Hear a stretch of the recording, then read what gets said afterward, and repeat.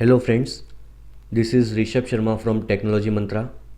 सी language tutorial में आपका स्वागत है।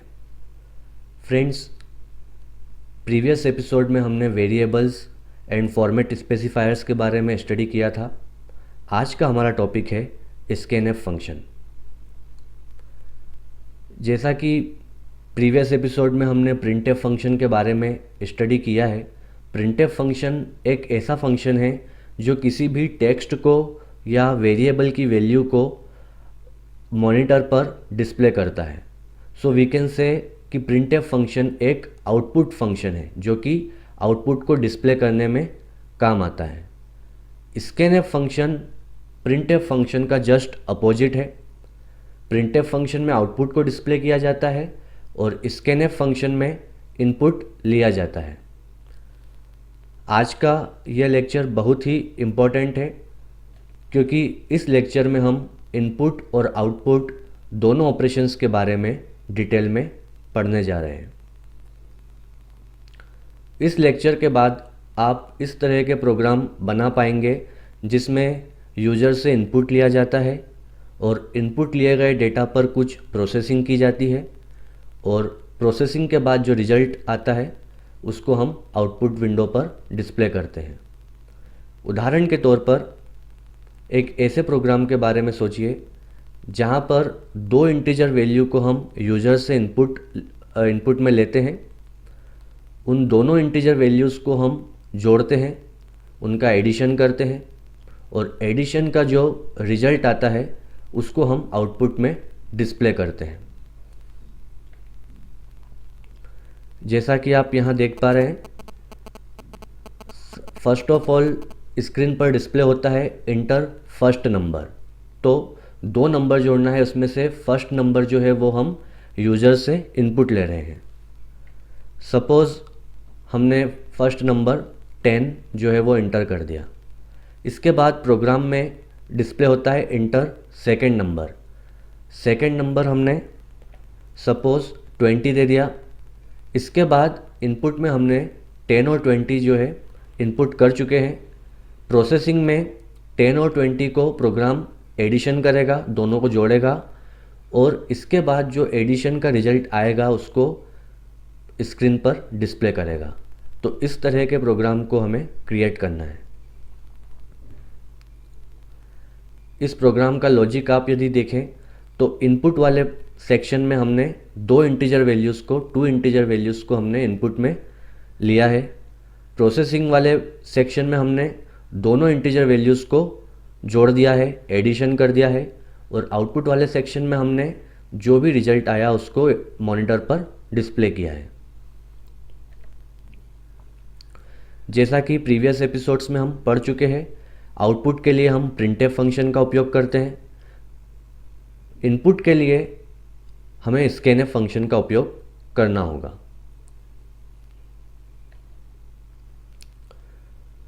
प्रिंटएफ फंक्शन के बारे में, प्रिंटएफ फंक्शन एक ऐसा फंक्शन है जो या तो टेक्स्ट को या किसी वेरिएबल की वैल्यू को मॉनिटर पर डिस्प्ले करता है। यहाँ पर आप ग्राफिकल रूप से इस चीज़ को समझ लीजिए, प्रिंटएफ और स्कैनएफ फंक्शन को, क्योंकि आने वाले बहुत सारे प्रोग्राम्स में इन दो फंक्शन का काफ़ी उपयोग हम करने वाले हैं। तो प्रिंटएफ फंक्शन का उपयोग करके मॉनिटर पर हम टेक्स्ट या वेरिएबल की वैल्यू को डिस्प्ले करते हैं। अब इसका उपयोग हम किस तरह से कर सकते हैं ये आप यहाँ पर देखिए। मान लो आप कोई टेक्स्ट है, हेलो वर्ल्ड या कोई भी टेक्स्ट हो सकता है, उसको आप मॉनिटर पर डिस्प्ले करना चाहते हैं। तो इसके लिए आप क्या करते हैं, प्रिंटएफ फंक्शन में डबल इन्वर्टेड कोमा में जो भी आप टेक्स्ट लिखेंगे वो मॉनिटर पर डिस्प्ले होगा। यदि आप किसी वेरिएबल की वैल्यू को मॉनिटर पर डिस्प्ले करना चाहते हैं तो प्रिंटएफ फंक्शन का उपयोग आप किस तरह से कर पाते हैं, आपको उस वेरिएबल का जो डेटा टाइप है उसके अकॉर्डिंग आपको फॉर्मेट स्पेसिफायर का उपयोग करना होगा। थर्ड एपिसोड में हमने फॉर्मेट स्पेसिफायर के बारे में डिटेल में पढ़ा है। हर डेटा टाइप का एक पर्टिकुलर फॉर्मेट स्पेसिफायर होता है। सपोज़ हम इंटीजर वैल्यू को डिस्प्ले करना चाहते हैं मॉनिटर पर, तो इसके लिए हमें इंटीजर वैल्यू का जो फॉर्मेट स्पेसिफायर होता है %d उसका उपयोग करना होगा। तो इस तरह से आप printf का उपयोग करते हैं वेरिएबल को डिस्प्ले करने के लिए। सबसे पहले फॉर्मेट स्पेसिफायर, उसके बाद एक कॉमा, उसके बाद उस वेरिएबल का नाम जिसकी वैल्यू आप डिस्प्ले करना चाहते हैं। अब आइए देखते हैं स्कैनफ फंक्शन का उपयोग हम कैसे करते हैं। स्कैनफ फंक्शन एक ऐसा फंक्शन है जो कीबोर्ड के माध्यम से सबसे पहले किसी वैल्यू को इनपुट लेता है, उस इनपुट किए गए डेटा को वेरिएबल के अंदर स्टोर कर देता है। सो बेसिकली यहाँ पर क्या हो रहा है, इनपुट ऑपरेशन में कीबोर्ड के माध्यम से किसी भी डेटा को, किसी भी वैल्यू को स्कैनफ फंक्शन सबसे पहले इनपुट ले रहा है। इसके बाद उस डेटा को, उस वैल्यू को किसी वेरिएबल में स्टोर कर देता है। अब इसके लिए हम इंस्ट्रक्शन या स्टेटमेंट कैसे लिखेंगे, आइए देखते हैं। स्कैनफ फंक्शन में जैसा कि प्रिंटफ फंक्शन में भी हम सबसे पहले फॉर्मेट स्पेसिफायर का उपयोग करते हैं, स्कैनफ फंक्शन में भी सबसे पहले हम फॉर्मेट स्पेसिफायर का उपयोग करेंगे। ये यहाँ पर दर्शाता है कि हम जो वेरिएबल है जिसमें हम वैल्यू को स्टोर करना चाहते हैं उसका डेटा टाइप क्या है। सपोज़ हमारे पास एक इंटीजर वेरिएबल है जिसमें हम कीबोर्ड के माध्यम से यूज़र से इनपुट लेना चाहते हैं और उस इनपुट को वेरिएबल में स्टोर करना चाहते हैं। तो इसके लिए हम स्कैनफ फंक्शन में सबसे पहले %d लिखेंगे क्योंकि इंटीजर वैल्यू हम लेना चाहते हैं। इसके बाद एक m% का साइन हम यहाँ पर उपयोग करेंगे और फिर उस वेरिएबल का नाम लिखेंगे जिसमें हम वैल्यू को स्टोर करना चाहते हैं। m% का साइन, इसे हम एड्रेस ऑफ भी कहते हैं, तो यहाँ पर इसे इस तरह से पढ़ा जा सकता है, एड्रेस ऑफ वेरिएबल नेम। ये यहाँ पर दर्शाता है कि स्कैनफ फंक्शन एक इंटीजर वैल्यू, यहाँ पर %d लिखा है, इट मीन्स इंटीजर वैल्यू को कीबोर्ड के माध्यम से इनपुट में लेगा और उसके बाद उस वैल्यू को, जो वेरिएबल यहाँ पर लिखा गया है, उस वेरिएबल के एड्रेस में, एड्रेस ऑफ का मीनिंग यहाँ पर है कि ये जो वेरिएबल हम यहाँ पर लिख रहे हैं इस वेरिएबल के मेमोरी लोकेशन पर, मेमोरी एड्रेस पर इस वैल्यू को आप स्टोर कर दीजिए। तो इस तरह से स्कैनफ फंक्शन वर्क करता है।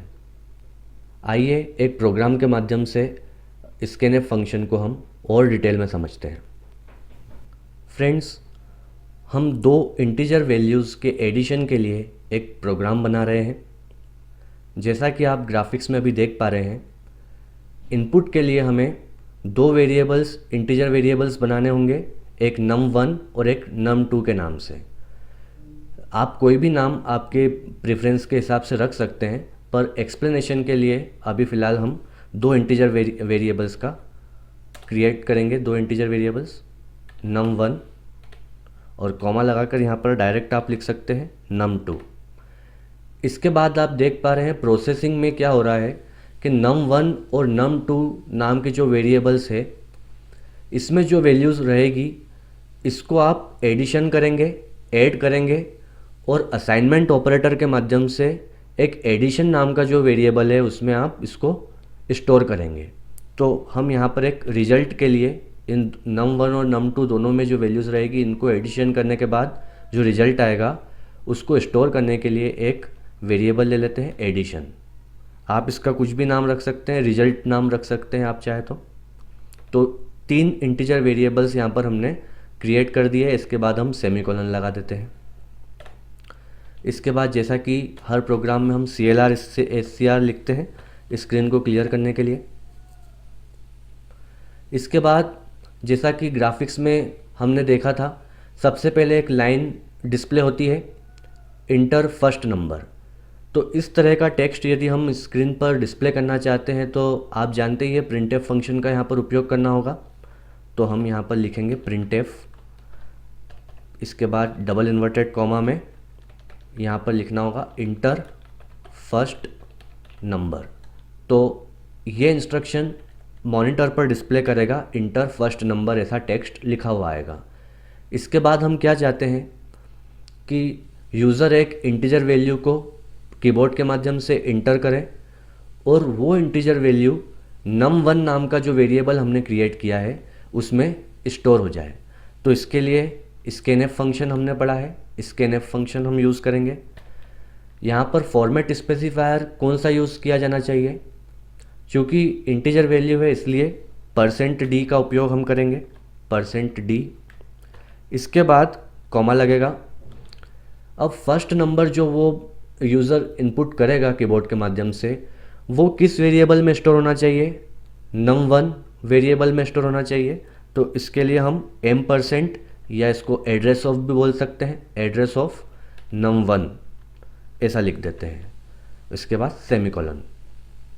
इस इंस्ट्रक्शन का मीनिंग ये हुआ कि एक इंटीजर वैल्यू कीबोर्ड के माध्यम से इनपुट की जाएगी और उसको num1 नाम का जो वेरिएबल है उसमें स्टोर किया जाएगा।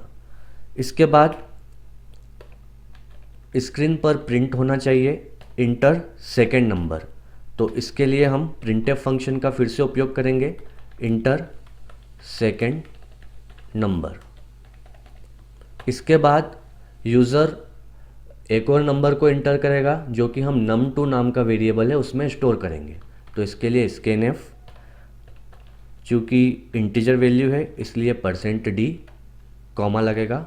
इसके बाद %, और उस वेरिएबल का नाम जिसमें आप स्टोर करना चाहते हैं। तो सेकेंड वैल्यू num2 नाम के वेरिएबल में हम स्टोर करेंगे। तो फिलहाल हमारे पास दोनों इंटीजर वैल्यूज़ आ गई है जिनका हमको एडिशन करना है, जिन्हें हमको जोड़ना है। तो जोड़ने के लिए जैसा कि आप मैथमेटिक्स में भी जानते हैं, num1 प्लस num2। पर यहाँ पर एक प्रॉब्लम ये है कि इनका जो एडिशन होगा उसके बाद जो आउटपुट जनरेट होगा उसे हम कहीं ना कहीं स्टोर करके रखना चाहेंगे ताकि उसको हम डिस्प्ले कर सकें। तो इसके लिए हमने जो वेरिएबल बनाया है जो num1 और num2 दोनों वेरिएबल्स के योग को, दोनों के एडिशन को स्टोर करता है, वो है एडिशन। तो यहाँ पर हम करेंगे, ऐसा लिखेंगे, एडिशन इक्वल्स, यहाँ पर असाइनमेंट ऑपरेटर का उपयोग किया गया है जो कि हमने प्रीवियस एपिसोड में देखा था। असाइनमेंट ऑपरेटर एक ऐसा ऑपरेटर है जो कि राइट हैंड साइड पर जो भी वैल्यू होती है उसको स्टोर कर देता है लेफ़्ट हैंड साइड पर जो भी वेरिएबल होता है उसमें। तो इस स्टेटमेंट से आप क्या समझ पा रहे हैं कि num1 के अंदर जो वैल्यू है उसमें जुड़ जाएगी num2 के अंदर जो वैल्यू है वो। ये जुड़ने के बाद जो इनका रिजल्ट आएगा वो असाइनमेंट ऑपरेटर के माध्यम से एडिशन नाम का जो वेरिएबल है उसमें स्टोर हो जाएगा।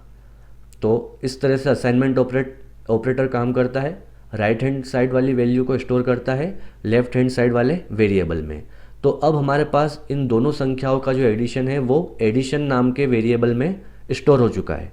अब हम क्या चाहेंगे, जैसा कि ग्राफिक्स में हमने देखा था कि इसके बाद दोनों की प्रोसेसिंग होने के बाद प्रिंट होता है स्क्रीन पर एडिशन इज़, और इसके बाद जो भी एडिशन की वैल्यू है वो डिस्प्ले होती है। तो चूंकि एडिशन एक इंटीजर वैल्यू है इसलिए हम यहाँ पर %d लिखेंगे। और इसकी वैल्यू कहाँ से आ रही है? इसकी वैल्यू आ रही है एडिशन नाम के वेरिएबल से। तो ये वाला स्टेटमेंट स्क्रीन पर डिस्प्ले करेगा एडिशन इज़ %d। %d की जगह क्या आएगा? एडिशन नाम का जो वेरिएबल है उसके अंदर जो वैल्यू स्टोर है वो डिस्प्ले हो जाएगी। इसके बाद जैसा कि आप जानते हैं हर प्रोग्राम में हमें get_ch का उपयोग करना होता है ताकि स्क्रीन को होल्ड कर सके। आइए फ्रेंड्स, इस प्रोग्राम को हम कंपाइल करके देखते हैं। यहाँ पर सक्सेस डिस्प्ले हो रहा है, इट मीन्स हमारे इस प्रोग्राम में कोई भी एरर नहीं है। अब इसे रन करके देखते हैं। फर्स्ट ऑफ ऑल printf के माध्यम से जैसा हमने लिखा था इंटर फर्स्ट नंबर, तो यहाँ पर डिस्प्ले हो रहा है। इसके बाद scanf फंक्शन है जो कि हमसे इनपुट मांग रहा है। तो सपोज़ हमने यहाँ पर 20 लिख दिया, तो ये 20 लिखने के बाद हम जैसे ही इंटर करेंगे तो 20 जो वैल्यू है वो num1 नाम का वेरिएबल जो है उसमें स्टोर हो चुकी है। इसके बाद सेकेंड लाइन जो कि printf के माध्यम से हम डिस्प्ले कर रहे हैं इंटर सेकेंड नंबर। इसके बाद scanf फंक्शन हमसे इनपुट मांग रहा है। उदाहरण के लिए हमने यहाँ पर 30 टाइप कर दिया, इसके बाद इंटर प्रेस किया तो 30 वैल्यू num2 नाम का जो वेरिएबल है उसमें चले गई है, स्टोर हो गई है। और num1 और num2 में अब क्या हो गया है, num1 में 20 स्टोर है, num2 में 30 स्टोर है। इसके बाद एक एडिशन नाम का वेरिएबल जैसा हमने क्रिएट किया, वो क्या करेगा, num1 और num2 को एडिशन करेगा। इट मीन्स 20 और 30 को ऐड करेगा, और ऐड करने के बाद वो एडिशन नाम का जो वेरिएबल है उसमें असाइनमेंट ऑपरेटर के माध्यम से हमने वैल्यू को स्टोर कर लिया है। इसके बाद हमने क्या स्टेटमेंट लिखा था, इसके बाद हमने प्रिंटफ के माध्यम से लिखा था एडिशन इज़ %d, और %d को कौन रिप्लेस करेगा, एडिशन नाम का जो वेरिएबल है उसकी वैल्यू। तो यहाँ पर जैसा कि आप देख सकते हैं एडिशन इज़ 50 यहाँ पर लिखा हुआ आ रहा है। सो इट मीन्स एडिशन का जो हम प्रोग्राम बनाना चाहते थे वो सक्सेसफुली यहाँ पर वर्क कर रहा है। फ्रेंड्स, यहाँ पर प्रैक्टिस के लिए हम एक और प्रोग्राम देख लेते हैं। इस प्रोग्राम में हम चाहते हैं कि सबसे पहले डिस्प्ले हो इंटर योर नेम, ऐसा डिस्प्ले होगा। इसके बाद यूज़र अपना नाम लिखेगा। इसके बाद डिस्प्ले होना चाहिए वेलकम, और वेलकम के बाद यूज़र ने जो भी नेम इनपुट किया था वो डिस्प्ले होना चाहिए। तो इसके लिए चूँकि हम नेम को इनपुट में लेना चाहते हैं, नेम जो है एक स्ट्रिंग डेटा टाइप से बनेगा, इसलिए यहाँ पर हम स्ट्रिंग का उपयोग करेंगे। हमने नेम नाम का एक वेरिएबल बनाया है जो कि स्ट्रिंग है, और इसके अंदर कितने कैरेक्टर्स आ सकते हैं ये आप लिमिट आपके अकॉर्डिंग रख सकते हैं। उदाहरण के तौर पर 20 यहाँ पर लिख सकते हैं, 20 कैरेक्टर्स में कोई भी नाम आ सकता है। इसके बाद CLR/SCR, इसके बाद स्क्रीन पर हम प्रिंट करना चाहेंगे इंटर योर नेम। इसके बाद हम चाहेंगे कि यूज़र एक नेम जो है इनपुट करे। तो जैसा कि आप देख सकते हैं यहाँ पर स्ट्रिंग वेरिएबल में हमें डेटा को स्टोर करना है, इसलिए हम यहाँ पर फॉर्मेट स्पेसिफायर में %s का उपयोग करेंगे। %d का इस्तेमाल हमने इसलिए किया था प्रीवियस प्रोग्राम में क्योंकि वहाँ पर इंटीजर वैल्यू को हम स्टोर कर रहे थे। यहाँ पर स्ट्रिंग को हम स्टोर करना चाहते हैं, इसलिए %s का उपयोग करेंगे। इसके बाद कॉमा लगेगा, इसके बाद एड्रेस ऑफ और उस वेरिएबल का नाम जहाँ पर हम वैल्यू को स्टोर करना चाहते हैं। तो फ्रेंड्स, यहाँ पर printf के माध्यम से हमने लिखा है इंटर योर नेम। scanf के माध्यम से हमने नेम नाम के वेरिएबल में उस स्ट्रिंग वैल्यू को स्टोर करवा दिया है जो कि यूज़र इनपुट करेगा कीबोर्ड से। इसके बाद हम चाहते हैं कि printf के माध्यम से हम यहाँ पर लिखे वेलकम, और वेलकम के बाद एक स्पेस, और स्पेस के बाद जो भी नाम यूज़र इनपुट करेगा वो नाम डिस्प्ले होना चाहिए। तो %s क्योंकि ये एक स्ट्रिंग वैल्यू है, और यहाँ पर %s की जो वैल्यू है वो नेम नाम का वेरिएबल है वहाँ से डिस्प्ले हो रही है। इसके बाद गेट ch। तो फ्रेंड्स, आप इस प्रोग्राम को समझ पा रहे होंगे, सारे इंस्ट्रक्शंस आप देख रहे हैं। फर्स्ट ऑफ ऑल हम एक नेम को स्टोर करना चाहते हैं, इसलिए हमने स्ट्रिंग डेटा टाइप का उपयोग करके एक वेरिएबल बनाया जिसका नाम हमने नेम रखा है, जिसकी कैपेसिटी हमने रखी है 20 कैरेक्टर्स। इट मीन्स 20 कैरेक्टर्स तक जो है वो स्टोर कर सकता है। इसके बाद CLR/SCR का उपयोग किया है। फिर printf के माध्यम से हम मॉनिटर पर डिस्प्ले करना चाहते हैं इंटर योर नेम। scanf के माध्यम से हम एक स्ट्रिंग वैल्यू को लेकर नेम नाम के वेरिएबल में स्टोर कर रहे हैं। इसके बाद printf के माध्यम से हम लिख रहे हैं वेलकम %s। तो %s की जो वैल्यू है वो नेम नाम का जो भी वेरिएबल हमने बनाया है उसमें जो भी डेटा है वो डिस्प्ले होगा। तो आइए इस प्रोग्राम को हम कंपाइल करते हैं। सक्सेस, यहाँ पर आप देखिए आउटपुट में इंटर योर नेम printf के माध्यम से डिस्प्ले हो रहा है। scanf के माध्यम से जो भी डेटा हम इनपुट कर रहे हैं वो नेम नाम के वेरिएबल में स्टोर हो चुका है। इसके बाद जब हम इंटर प्रेस करेंगे तो आप देख रहे हैं वेलकम, और उसके बाद जो भी नेम नाम के वेरिएबल में वैल्यू स्टोर हुई थी ऋषभ, वो यहाँ पर डिस्प्ले हो रही है। तो इस तरह से हम स्कैनएफ के माध्यम से हमने देखा कि किस तरह से हम स्ट्रिंग वैल्यू को स्टोर कर सकते हैं। इसके पहले वाले प्रोग्राम में हमने इंटीजर वैल्यू को स्टोर किया था। तो आप इस तरह से प्रैक्टिस करके देख सकते हैं। फ्रेंड्स, आपको हमारा ट्यूटोरियल कैसा लगा प्लीज़ कमेंट्स कीजिए and please subscribe to my channel.